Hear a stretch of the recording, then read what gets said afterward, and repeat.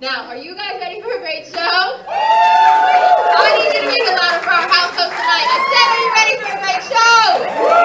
Yes, so let's go for our host tonight. It's Papa RUS GUTIN!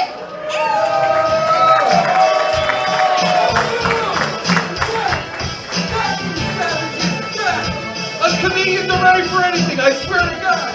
I'm not taking this shit lying down. I'll fight every last one of you. No, I'm just kidding. I am only willing to fight the oldest lady in the audience. Ethel, wherever you are, I will fuck you up, Ethel. I have seen every season of Cobra Kai, Ethel. Don't fucking try me. But ladies and gentlemen, welcome to the show, Atlantic City Comedy Club. It's Saturday night. Make some noise, ladies and gentlemen. Make some noise.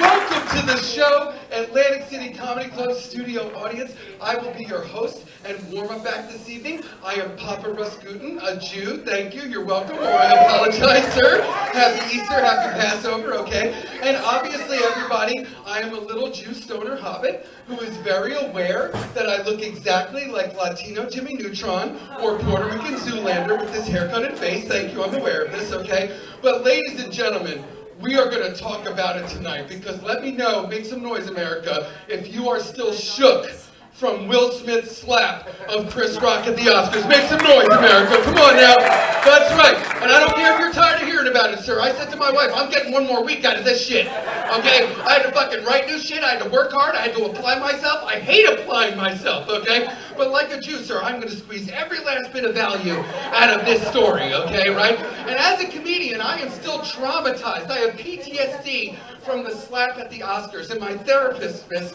she says that I should definitely release my trauma to relieve my trauma. So that's what we're going to do here tonight, okay, motherfuckers? I'm going to have a breakthrough, all right?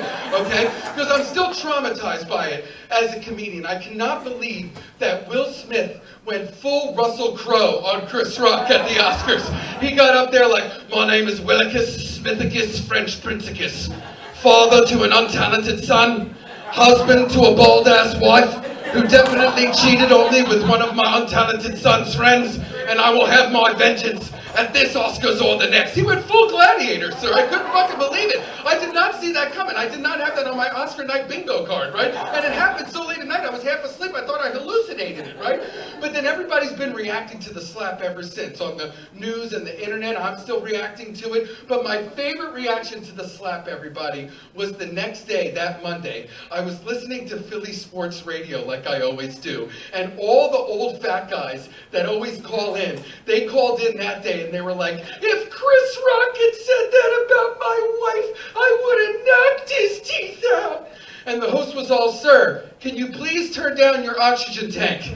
We cannot hear you over the oxygen tank, sir. Sir, just to clarify, will you be knocking out Chris Rock's teeth before or after you remove your sleep apnea mask, you fat fuck? Sir, I can hear your diabetes through the phone, you human Cinnabon, okay? But calm down, diabetics. Don't get mad. I didn't check if I can make diabetes jokes before the show here tonight, okay? Do not fucking rush the stage, diabetics. I am ready for anything tonight, miss, right? And you do not want to piss off the diabetics and have them rush the stage. They have needles. They're armed, right? They're going to prison ship me. They're going to MS-13 me, sir, okay? All right? But then, everybody, and I'm serious, diabetics, don't rush the stage. One of you diabetics rushes the stage, I'll start chucking Jolly Ranchers at you and take you out for ice cream. Don't test me, diabetics, okay? But then my other favorite reaction on Philly Sports Radio was that Tuesday, sir. Randy from Delco called in and he said, I don't care if it was Will Smith coming at me, I would have knocked Willie silly. Wrong, Randy from Delco. No, you wouldn't have, okay? It's wrong what Will Smith did, but it's still Will Smith coming at you, Randy. Let me break this down for you, Randy from Delco, okay? You have not fought one alien. You've defeated no vampires. You've taken down 0 Cuban drug lords, okay, Randy from Delco? Let me explain this to you so you can understand, Randy. You watched the movie Ali on basic cable. Will Smith was Ali in that movie, okay, Randy? So if Will Smith wants to slap you, it's curtains for you, pal. So stop it, Randy from Delco, who hasn't been able to maintain an erection since World War II. Stop it. Come off of it. Stop the madness, Randy, okay? But then, everybody, as a comedian, I lived and worked in LA for 8.5, almost 9 years. And I had tons of side jobs in film and TV, okay? So for the last few weeks, ever since the slap, all my friends and family, everybody keeps asking me the same question about it. They say, Russell, how could this have happened at the Oscars of all places? Don't they have good security at these live television events? How could this have happened? Don't they have good security at these things?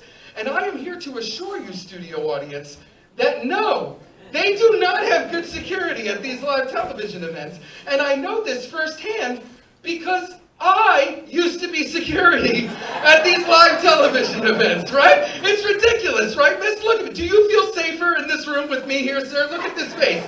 I am dressed like a 12-year-old. No, you don't. Seriously, miss, does my presence make you feel more secure? No, it doesn't, of course. And obviously, it's ridiculous that I would be doing security. Just to look at me, I am a tiny little Jew from Cherry Hill, New Jersey, who is allergic to gluten, dairy, and pollen, okay, right? And I'm serious, Southern Miss over here. Just to look at me, I am tiny in stature. I am 5'7" in heels at best. Do not ask me how I know that, miss. Mind your business, okay?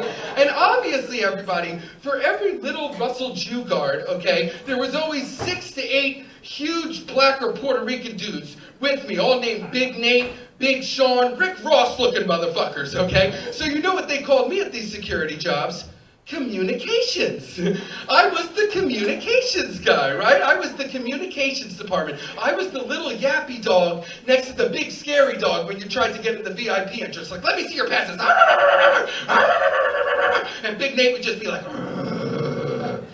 and I worked security at American Idol during its heyday when it was the biggest show in the world. The years Carrie Underwood won and shit. And I can confirm for you, everybody, emphatically, that I was not securing shit at American Idol when I worked there, okay? Because first of all, at that point in my life, I was already a young comedian who did nothing but smoke weed all the time and play video games, so I was already stoned all the time. And then at that moment, they had legalized weed in LA. So now I was stoned all the time, okay? So when they taped it at CBS Studios, I would get to the lot and I would go through all the security checkpoints and they'd send me to my assigned spot in the staff lot. And I would proceed to hotbox the shit out of my Mazda Protege, just a few spots away from Simon's Bentley. And then I'd be inside by the stage door by the band, baked as a potato, okay? I swear to God, sir, I was so fucked up one year at one of the American Idol semifinals, I thought Randy and Paula were CGI animated penguins in a movie. I thought I was inside a Pixar movie. I didn't even know what fucking day it was, right? I wasn't secure in shit. And this is how I know, everybody, that the people in charge of the security at these things aren't good at their jobs. First example, sir, they have hired me, okay? So obviously, they are cutting corners on personnel. They're not vetting people properly, okay? But two, this is how I know they're not good at their jobs. They're not good at planning ahead. They're not forward thinkers. They're not brilliant tacticians. So when I used to work the award shows, if one of the really big security guards canceled last minute, they would then give me that big security guard's assignment. So one year, sir, and this is hand to God, I swear to Jesus, Moses, the Easter Bunny, and Santa Claus, it's the God honest truth, okay? One year at the Teen Choice Awards, they had me guard Hulk Hogan and his family. What? How? How would I protect Hulk Hogan and his family? His daughter Brooke towered over me like a giant, like something out of Lord of the Rings or Harry fucking Potter or some shit. Think about it, everybody. If Will Smith or anybody else wanted to run up on Hulk Hogan and his family and slap the shit out of them, what was I gonna do? Like, stand back, Mr. Hogan. I've got this. Have no fear, Thunder Lips. I'll protect your family. I'll sacrifice my body. And bullshit, sir. No, I wasn't. I was not sacrificing my body. Not for $22 an hour, I wasn't. Not for $22 an hour. I was not willing to get slapped or die for Simon, Paula, Hulk Hogan, or his goddamn daughter. So to answer your question, everybody, that's how this shit happens at the Oscars, right? They had another Russ working that night. They had the other Russ working that night at the Dolby Theater at the Oscars, sir, and he was stoned as fuck and risk adverse, which are two qualities you do not want in your security at the Oscars, right? Okay? And now, everybody, we know more about the situation that happened that night. We know that they sent somebody over to ask or suggest that Will Smith leave the ceremony, and he refused. And of course, my first question was, well, who did they send over to ask? Me? Did they send the me over, miss? It sounds like they did. It sounds like they sent the Russ over, the communications guy, the sacrificial Russ. No wonder he refused, right? Because I'll tell you another little honest nugget, everybody. If they had asked me, the real Papa Russ, to go ask Will Smith to leave the Oscars, I also would have refused. It would have been a refusal standoff. I would have been like, no, I'm not going over there. You fucking do it. Get fucking Aquaman to ask him. What the fuck is Aquaman doing?